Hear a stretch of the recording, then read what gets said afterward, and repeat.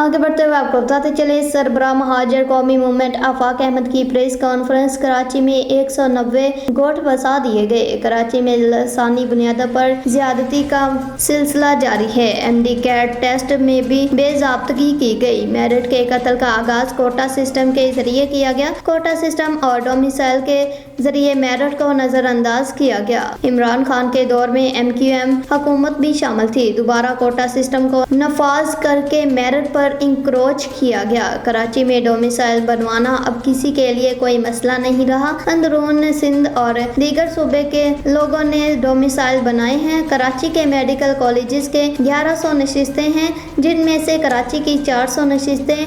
अगर अंदरून सिंध और मुल्क भर के सूबे के लोग कराची का डोमिसाइल बना लें तो फिर कराची के बच्चों के दाखिले कैसे मिलेंगे? कराची के बच्चों का हक मारा जा रहा है। MD कैट के इम्तिहान भी कराची के बच्चों पर जुल्म किया गया। पेपर लीक हुआ और कोई एक्शन ना लिया गया। गुज़श्ता बरस तलबा से दोबारा फीस ली गई और फिर टेस्ट हुआ और पेपर फिर लीक हो गया। कराची के बच्चों को तालीमी अदारों में दाखिले से रोकने के लिए बाहर से आने वालों को सहूलत दी जाती है। टेस्ट पेपर लीक होता ही इसीलिए है कि अंदरून सिंध से आने वाले बच्चे कराची के बच्चों के मेरिट का मुकाबला कर सकें।